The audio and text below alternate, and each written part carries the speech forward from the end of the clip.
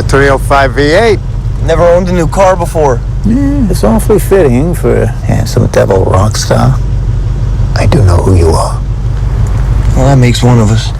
Jeremy Allen White is the boss himself, Bruce Springsteen in Springsteen, Deliver Me From Nowhere, one of few new movies I'll be reviewing this week on CJ at the Movies, along with the latest collaborations between directors Yorgos Lanthimos, Emma Stone, and Jesse Plemons, and Richard Linklater and Ethan Hawke. I'm Christopher Zweig. Let's take a look. Our first movie is Springsteen, Deliver Me From Nowhere, with Jeremy Allen White, aka The Bear, playing Bruce Springsteen. Inspired by Warren Zane's 2023 book, it's about the conceptions of his 1982 album, Nebraska, which he wanted no press, tours, or singles on, and it also shows us his complicated relationship with his father, played by Stephen Graham, who was a drunk but tried to find some value in his life. The floor, it's supposed to be solid. You're supposed to be able to stand on. Bruce, he didn't have that.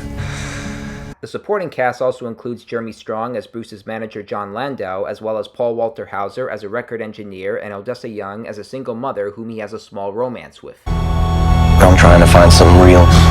These new songs, they're different, but they're the only thing making sense to me right now. The only thing I can still believe in. Then we'll get it.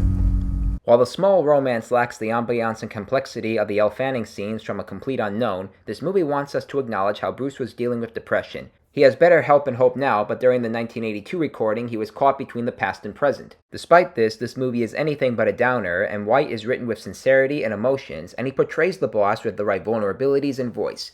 Our next movie is Regretting You, a romantic drama based on the book by Colleen Hoover, who also gave us It Ends With Us, and I regret seeing this movie because it's so negative that it's indulged in arguments, cliches, and such a sour mother-daughter relationship that only the end is when they reconcile. The movie stars Allison Williams as a young mother whose husband Scott Eastwood and younger sister Willa Fitzgerald both die in a car crash. Dave Franco plays her ex-boyfriend turned brother-in-law, and both of them find out that their spouses were sleeping together.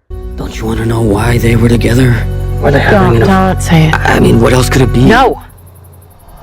Williams also has a teenage daughter, played by Mckenna Grace, who starts dating an AMC Theaters employee and a potential filmmaker, played by Mason Thames. They smoke pot together, which is why she misses a good chunk of her father's funeral, and therefore the mother has to label him a bad influence. Claire Grant! That can't be good. Get in the car! 1 second.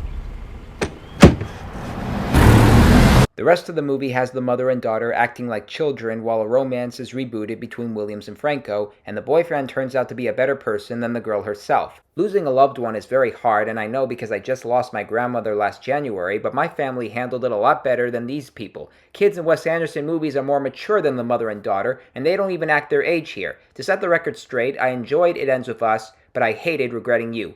And we improve quite considerably with our next movie, Bugonia, which is the latest feature from Yorgos Lanthimos, who reunites with Emma Stone as the CEO of a pharmaceutical company who is suspected of being an alien intent on destroying our planet by two conspiracy theorists. Jesse Plemons, another Lanthimos collaborator, and Aidan Delbus, an autistic actor, play those guys. All we've lost, all that's been done to us, we're setting that right again. To prevent her from making contact with her mothership, that is, if she has a mothership, they shave her hair and put antihistamine cream all over her face and body, and she's cuffed in the basement where electroshock therapy is set to the tune of Green Day's Basket Case. I know what you are. You should just say it. What do you really want me to say? I should also mention that Bugonia is a remake of the 2003 South Korean black comedy Save the Green Planet, and in Lanthimos' vision, he represents both formulas, which confirm whether anyone is crazy or not for believing there is an alien amongst us. It also handles the subject matter with a hilarious and complex narrative, and uses Stone, Plemons, and Delbus with the right material. And the results are haunting, funny, and electrifying at the same time, all the qualities of a Lanthimos entry. Next up, If I Had Legs, I'd Kick You, which has better intentions as a mother drama than Regretting You, but while most critics loved it, I was just too overwhelmed by it. Rose Byrne plays a therapist and mother whose off-screen daughter is required to have a feeding tube, and she struggles to take care of her, especially when their apartment gets flooded and they're both stuck in a motel, and when her husband, Christian Slater, is away on business. I know you have a lot on your plate, but she's getting better, and the rest of it is totally temporary.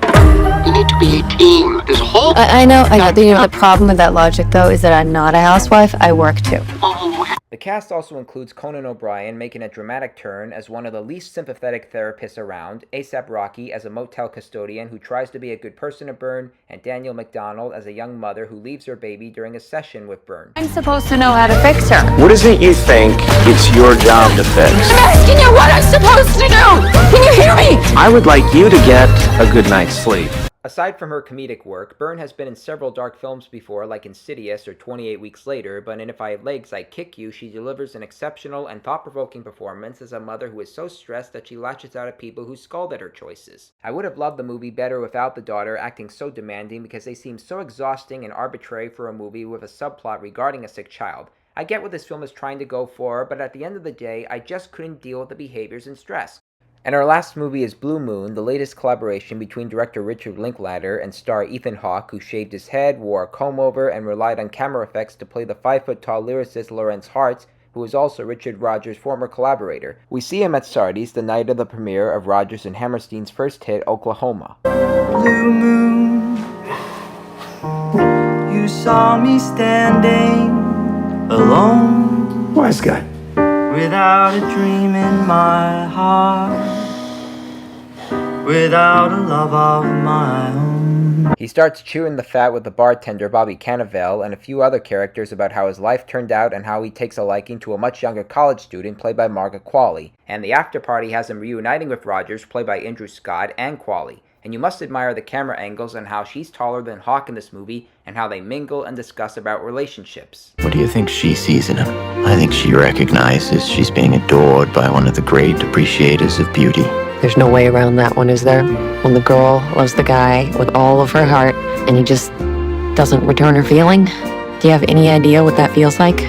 Nobody ever loved me that much. Blue Moon was also written by Robert Kaplow, who also wrote Me and Orson Welles and 9 books, and he was once a teacher at Summit High School in New Jersey. It's clear this man knows a good character study when he sees it, and these are celebrities. Maybe he should collaborate with Linklater on more movies because of how the filmmaker directs the actors who adapt to what is on the screenplay, and Hawke gives one of his best performances because of how he portrays Hart with the right looks and consistency, and this is another fresh collaboration between the director and star, on par with the Before Sunrise movies and Boyhood.